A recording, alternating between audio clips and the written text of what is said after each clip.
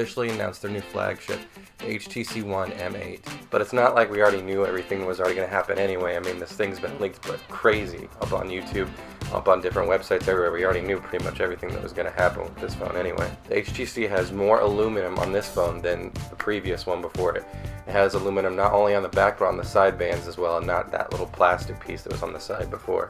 It features the new 801 Qualcomm processor, which is super fast, a 1080p display with on-screen buttons, has a slightly upgraded lens with a little bit better aperture for better low-light shots. It comes with a two-tone flash, and HTC has actually added a second lens to not only take pictures of you, but also take pictures of the back, so you get more depth of field when you're taking the pictures.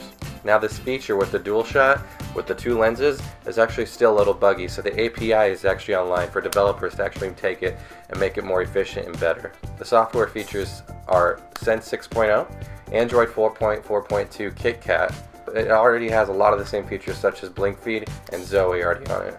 HTC has actually added off-screen gestures and a new voice control system, which is actually pretty neat to actually catch up with the Moto X. It is confirmed that there will be a Google Play edition of the phone.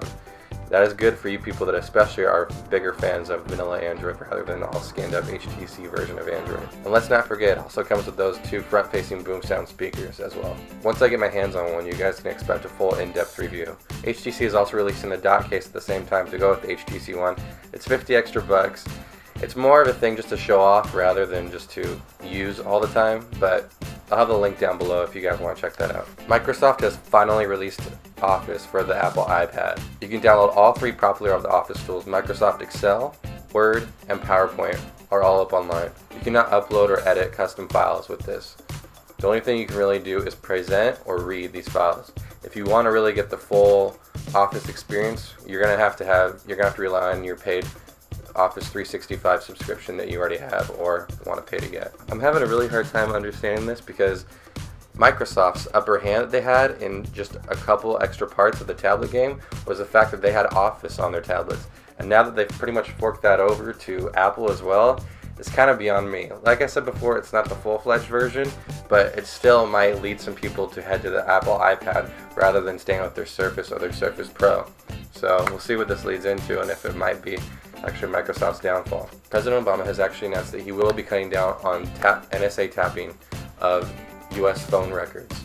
If the government really wants to get a hold of these phone records, they're going to have to submit a request for approval in order to even get those phone records, which is kind of nice, but it's still going to continue for the next 90 days before they actually implement these new changes. Okay, I don't really know what Facebook is planning on doing with this, but Facebook actually just bought Oculus. Now, Oculus VR is the company that created the Oculus Rift, which is one of the coolest virtual reality simulators pretty much ever created. They bought Oculus for $2 billion.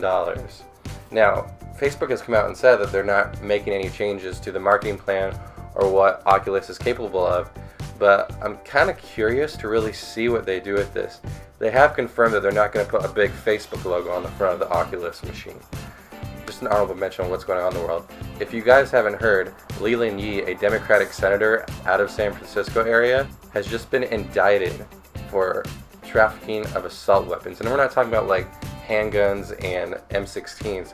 We're talking about rocket launchers and crazy machines that wouldn't be used in the real world. Now, this is sketch to me because this guy was one of the biggest supporters of gun control. Well, that's pretty much it, guys. I'll have links down below of all the stuff that pretty much I talked about today. I'm going to try to do this more often where I'll just have week by week of what happened in the tech world every week. Alright, I'll see you guys later.